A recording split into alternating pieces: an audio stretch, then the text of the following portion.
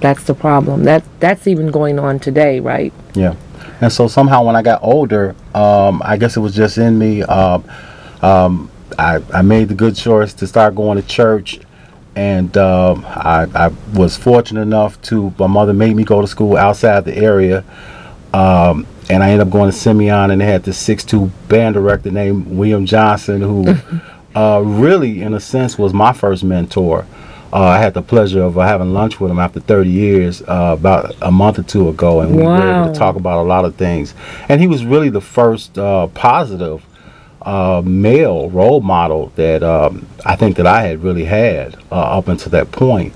And at some point, I just went into youth development. I mean, it was just something. I had a heart for kids. I didn't want children to go through some of the things that I experienced. I know there's a lot in kids. They have a lot of gifts, a lot of talents, but unfortunately don't get the opportunities or the exposure to see those come to fruition. So wonderful, wonderful that you had that experience, because your misery probably led to your ministry, what you're doing today. Yes, absolutely. Yes. Okay. Now, Mr. Smith, being involved with our youth, share with us some of the challenges they face. And from your point of view, are things worse now than when you were a youth? I know you just shared with us about some of the things that happened, but do you feel that it's worse now than when you were coming up, or how do you feel about that? I've had some pretty bad experiences, and but they are worse. The kids, they have even less as far as what the schools are providing. We have another generation of really young parents. You know, if that's true, the kids now have having kids at 12 and 13. This has been the second or third time that's been repeated, and so a lot of their home lives are not as strong and structured and supportive as they could be, and that's for a lot of different reasons. And so it's definitely worse because they're exposed to more, not only just in the neighborhood, but everything you turn on TV is sexual. If it's not that, it's violence. So, and the video games and stuff are more violent. So it kind of reinforces pretty much what may be even going on in the neighborhood or in their house. Yes, I agree. Now, Mr. Smith, when while working with our youth and our young people, you have an opportunity to communicate with them. Based on your interaction with them, tell us where their level of hope for a future might be. Well, what ends up happening is I end up working with, as the whole group of us, we end up working with the most at-risk kids. All kids are not, really, really bad kids or have really traumatic situations going on. That's just a part of a group. There are kids who are decent kids or come from good, somewhat stable homes. And I think that they think about college or stuff like that, but unfortunately, because they haven't really been exposed to a lot of schools I think in our community we don't really have that culture of college and stuff like that. They really don't know what area to go into. And then it used to be you'd be able to go to school, you take band, you could take graphic arts and stuff like that. So I always ask a kid, what do you want to be when you grow up? And they'll say something like a lawyer. And I said, well, why do you want to be a lawyer? Because I like to argue. And that ain't really that's not really a legitimate reason, right? But then you got a lot of kids that we grow up, we have a lot of times I end up with the most at-risk kids, and their level of hope is zero, just not there. Wow. It's really a type of hopeless negativism that kind of permeates the community. And what I mean by that is they really don't have anything to look forward to. Nobody is poured into them. They're surviving kind of day to day. So when you ask a kid, a young man, or maybe he's in a gang or he's just kind of on the street or hanging out, what are you going to be in 5 years? Well, that's a kid. That's a question that most teenagers would have a problem with, if not a lot. But a lot of kids that are that we come across, they really have no clue. In fact, all they really have is kind of a death mentality. Wow. They don't believe they're going to be here or they're going to be in jail, and so they really don't have a whole lot of hope.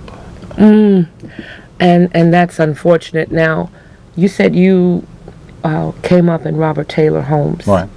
Now, you've expressed to us that you feel that it's worse now than when you were coming up. Absolutely. And that you don't feel the youth really have any hope today.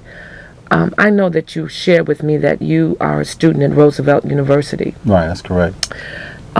Did you have any idea when you were living in Robert Taylor Homes that one day you would attend Roosevelt University? Well, maybe not Roosevelt in particular, but I think I understand what you're trying to say. I think I always believed that there was something special I was supposed to do. Okay. I always believed that I had a higher calling. I always believed that I would do something that would get somebody's attention, or something along the line. But understand, I had a mother at home that prayed and believed God and used to tell us, you're going to do this or you're going to do this. And I have 6 other brothers and sisters, and all of them, even though we grew up in Robert Taylor, all of us have decent jobs. I got one brother working for the DEA, another one is accounting in Hollywood. He goes to Belize and South America to be in studios and stuff, like be on sets and stuff like that.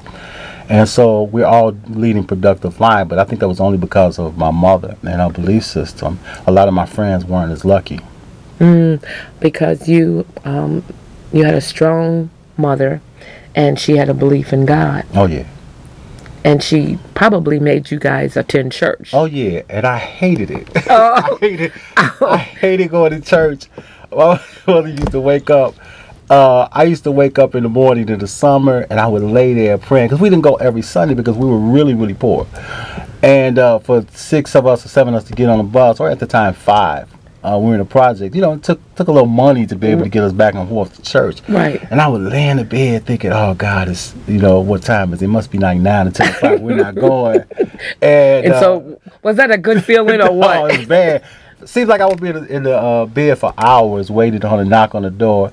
And then I would get up automatically thinking, oh, we're not going. And it'd be like 5 in the morning.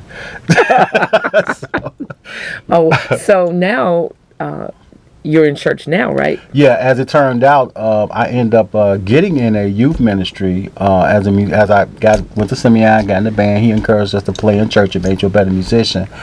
And I started going to church all the time then, because I found something I really enjoyed doing. And it got to the point where I started really being the person that said, "Ma, you're not going to church? I mean, what's up with that? We're not going this week." And I started bugging her about going to church. So when you put something in a kid, years later it'll come back. Well, you know what the Bible says: train up a child in the way that he should go, and when he is old, he will not depart from it. That's absolutely. So that's why you're back there. Right. Wonderful, wonderful. I guess I was just curious if you had any idea with the things that you were exposed to that your life would be different. But you had a strong mother, and I believe another thing that helped too was the fact that you got a chance to get outside of your environment. Absolutely. That other school, Simeon, that was good for you. Absolutely. Simeon was probably not the best of at the time. Dunbar, CVS, Lynn Bloom, those schools were considered a little bit better, and Simeon was probably just at the bottom. But they had a lot of good programs, a lot of vocational programs. They had a full band. You can major in band, you can major in graphic arts, you can major in auto mechanics, welding. And so when kids went to the school, drafting, and when you came out, you can actually go into those industries or go on to college. Wonderful. And so it was great for me. And then it kept me from, it's hard for a kid to focus on going to school every day if they're hungry or think they're going to get killed.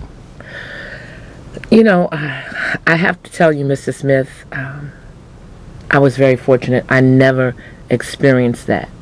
I didn't come up in Robert Taylor, and I never had to worry about was I going to be killed going to school. So my heart is really out for the youth today because they experience things that I never had to deal with. So I do understand when you said things are worse now than they were then. Absolutely. Now, Mr. Smith, as a mentor, you are involved with our youth and their education. Are there some areas within the educational system that could use improvement? It's almost like a trick question. Is that a trick? No, it's not a trick question. The whole system needs to be revamped. And I think it's really, really simple. There's a gentleman, I can't think of his name, who wrote a book called The Theory of Multiple Intelligence. And within this theory, he's saying that there are more than one intelligence. We tend to look at intelligence as the ability to be able to take a test, gather data, and such. And of course, that helps prepare you for taking standardized tests. But there are actually other intelligences. Until we get back to recognizing that kids have valuable gifts and intelligences in other areas, such as music. Beethoven wrote a symphony completely deaf, because it was in him. Yes. There are kids who have the ability that are spatial, meaning they're picture smart. They can draw. They're good at designing. They're good at maybe might be drafting, commercial art, and stuff like that.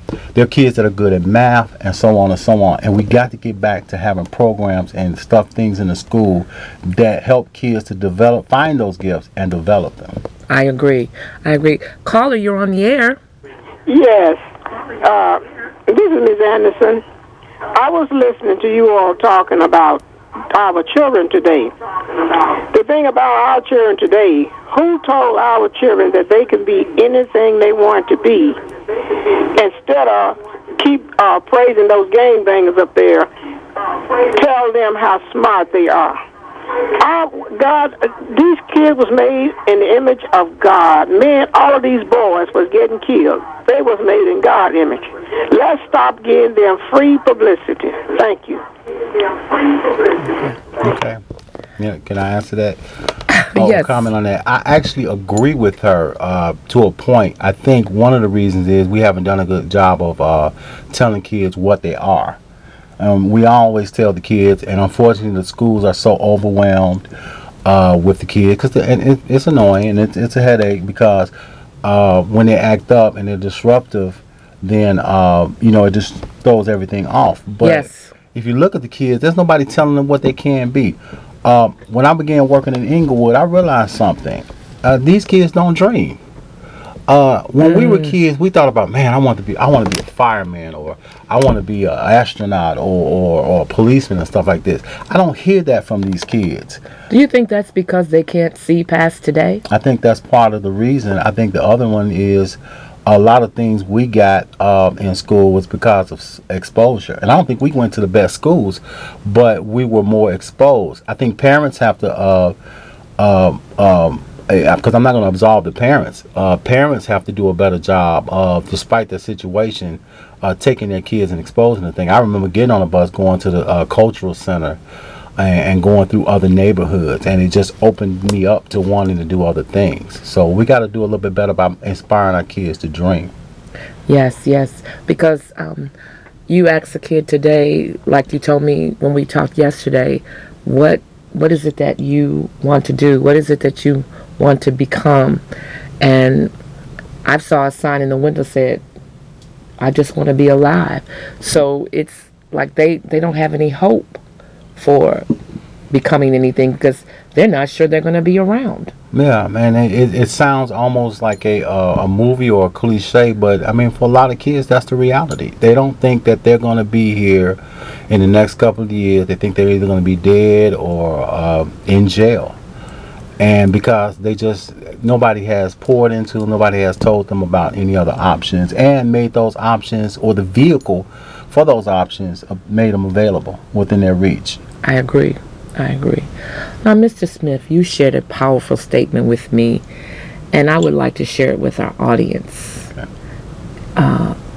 That the lack of education is a super highway to prison, is what you told me. Absolutely. Would you expound on that for us? I'll be more than happy to. In this country, we have currently approximately 2.1 million people or people incarcerated.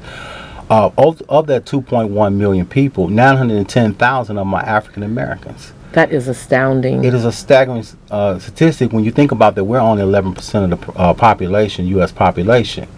And this is the civilized country, and the most civilized country in the world, but we have the largest prison population. When you begin to break down who's in prison, 910,000 African Americans, and then Hispanics right under that, there's a couple of correlations that you can't ignore. All of them, for the most part, are uneducated. Yes. All of them are in communities where education is not pushed. We know, or you should know, that there's a funding gap in our communities. In a community like Naperville or Wilmette, a kid gets $20,000 per youth that's spent on him annually on education. In Chicago, it's about $9,000. Who's going to be better prepared for college? When kids don't have good programs that we talked about earlier in school, when they don't have their intelligence and the things and gifts and things that they're interested in, do not inspire them to take a test or even go to school. Why go to school if all I have to look forward to is to take a test? Then their options become limited. And when their options become limited, they get into trouble because the drug dealer is selling drugs. He's at least for a minute, he's driving around in a nice car, and it just seems like a good way of making money because what else am I going to do? The options are limited. The options are limited. Caller, you're on the air. Oh. Hello. Hi. I'm enjoying your program, Mr. Smith and Miss Craig. Thank you. Very interesting topic. And my name is David Rowe, and you mentioned about the hopelessness and the lack of dreams that I think is prevalent. I believe that there are actually more opportunities today, even in today's economy, than in the past. However, I do agree with you that the lack of dreams and hope that's prevalent. Our youth are taught to be victims, or act as if they're victims, and they accept defeat and failure. Okay. Less opportunities, but